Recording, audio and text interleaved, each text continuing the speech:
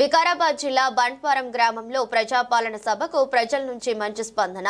ప్రభుత్వ పథకాలన్నీ గ్రామ ప్రజలకు అందే విధంగా చూస్తామని మండల ఎంపీడీఓ రాములు అన్నారు. గురువారం రోజు బంట్వారం మండల గ్రామంలో ప్రజాపాలన సభలో పాల్గొన్న Marpalli market committee chairman Mahender Reddy మాట్లాడుతూ ప్రజా ప్రభుత్వం ఏర్పడిన తర్వాత మహిళలకు ఉచిత బస్సు ప్రయాణం, ఆరోగ్యశ్రీ 10 లక్షల పెంపు, గృహజ్యోతి పథకం కింద 200 యూనిట్ల లోపు కరెంటు బిల్లు మాఫీ, 500 రూపాయలకే గ్యాస్ సిలిండర్ వంటి పథకాలను విజయవంతంగా అమలు చేశామని, అదేవిధంగా 2వ సంవత్సరం ప్రారంభంలోనే మరో 4 నూతన సంక్షేమ పథకాల అమలుకు కార్యాచరణ చేపట్టామని అన్నారు. కార్యక్రమంలో కాంగ్రెస్ పార్టీ సీనియర్ నాయకులు మొగులయ్య, కాంగ్రెస్ పార్టీ మండల అధ్యక్షుడు Venkatesham, additional collector Sudheer, Marpalli market director Yadagiri, మాజీ సర్పంచ్ లావణ్య శ్రీనివాస్, కమిటీ సభ్యుడు దోరేటి సుధాకర్, గ్రామ కార్యదర్శి గోపాల్, మాజీ ఎంపీటీసీ పద్మ వెంకటేశం, గ్రామ సీనియర్ నాయకులు సిద్రాములు, విద్యాసాగర్, నుంపల్లి నరసింహులు, ఆసప్ప, మోసప్ప, రవీందర్, కావాలి, శ్రీకాంత్,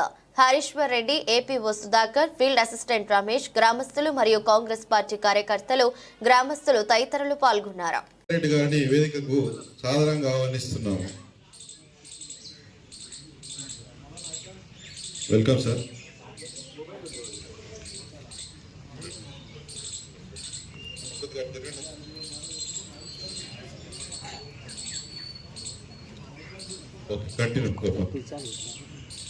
చైర్మన్ సార్ గారికి స్వాగతం. అలాగే రెండోది రైతు భరోసా పథకం. వ్యవసాయ అభివృద్ధి మరియు రైతు సంక్షేమం మన ప్రభుత్వం యొక్క మొట్టమొదటి ప్రాధాన్యత. చెట్టు కింద ఉన్న వాళ్ళు కూడా స్వామీజీలు, దాంతో పాటుగా ఉన్న జనాలు కూడా కింద కూర్చోవడానికి రావాల్సిందిగా కోరుతున్నాం. మైపాల్ రండి, కూర్చోండి. సంగపురం శ్రీశైలం కూర్చోవాలి. దా సంగప్ప, దా అందరి పేరు తెలుసు.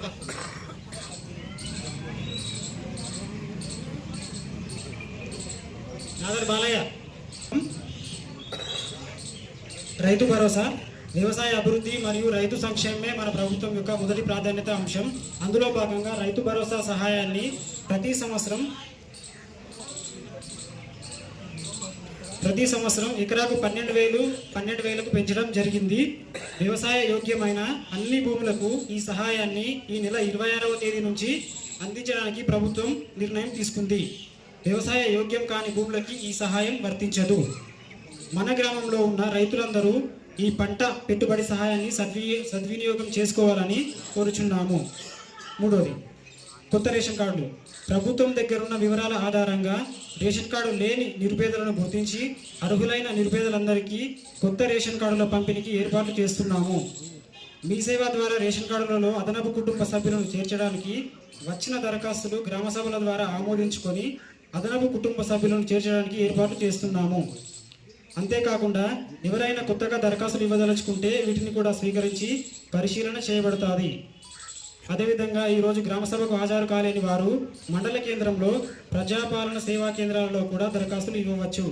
వీటిని కూడా పరిశీలన చేయబడుతుంది. పరిశీలన పూర్తయిన తర్వాత అర్హులందరికీ కొత్త రేషన్ కార్డులు మంజూరు చేయబడతాయి.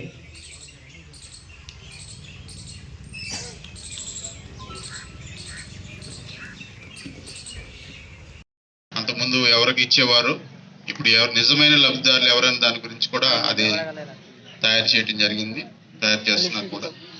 అదేవిధంగా కొత్త రేషన్ కార్డ్స్, ఇది చాలా ఇంపార్టెంట్. మరి ఈ రేషన్ కార్డు వల్ల అంటే నిరుపేదలకి మరి అది ఆరోగ్యశ్రీ కానీ లేకపోతే మరి మన ఇంట్లో ఎవరన్నా పేదవాళ్ళు మరి అమ్మాయిలు కానీ అబ్బాయిలు కానీ చదువుకుంటే వాళ్ళకి ఫీజు రియంబర్స్మెంట్ కానీ చాలా అన్ని కార్యక్రమాలు కూడా దీనికి లింక్ ఉంటుంది అన్నమాట. సో రేషన్ కార్డ్స్ కూడా మనకి ఇప్పుడు కొత్తగా అర్హులైన వాళ్ళందరూ కూడా మీరు ఇచ్చారు.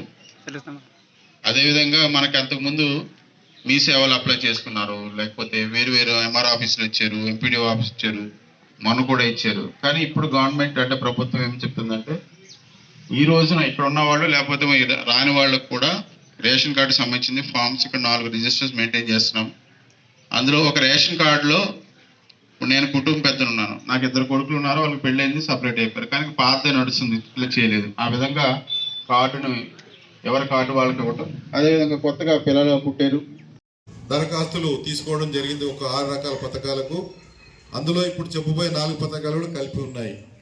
ఈ దరఖాస్తుల ఆధారంగా గతంలో వెరిఫికేషను, డాటా ఎంట్రీ, తర్వాత ఇళ్ళకి సంబంధించి రీసెంట్గా ఇల్లు తిరిగి ఫోటోలు కూడా కొట్టుమని యాప్ ఇస్తే ఆ ఫోటోలు కూడా కొట్టడం జరిగింది. ఇవన్నీ చేసిన తర్వాత అన్ని ఆధారాలతోటి డాటా ఒక్క దగ్గర సింక్రనైజ్ చేసి కొన్ని ప్రభుత్వం నిర్ణయించిన నిబంధనల ప్రకారం ఒక లిస్టు బయటకు వచ్చింది. ఆ లిస్టులను అవి ముసాయిదా జాబితాలు, అవి ఫైనల్ గా సెలక్షన్ జాబితాలు కావు. ఎట్లాగైతే మనం ఓటర్ లిస్టు ముసాయిదా జాబితా వేసిన తర్వాత ఎవరి పేరు ఉంది, ఎవరి పేరు లేదు, తప్పులు జరిగాయా, పేరు తప్పు పడ్డదా, ఇవన్నీ వివరాలు చూసుకుంటాం. చూసుకున్న తర్వాత ఇవి మన తప్పు జరిగింది సరిదిద్దాలి. ఒకటి లేదు మా పేరు రాలేదు, సో మా పేరు కావాలంటే ఏం చేయాలన్నప్పుడు దరఖాస్తు మళ్ళీ పెట్టుకోవాలి. దరఖాస్తులు అందరు కాదు, మనం ఒక 100 పేర్లు పెట్టి ఉంటే ఈ ఊర్లో అందులోపల 10 5 గిట్టి కావచ్చు, మిస్ కావచ్చు, అర్హులవి కూడా, లేదా అనర్హుల పేర్లు కూడా అందులో పడి ఉండవచ్చు. సో 2 రకాల ఆలోచించి గ్రామ సభలో నిర్ణయం తీసుకోవడానికి గ్రామ సభలు ఉన్నాయి.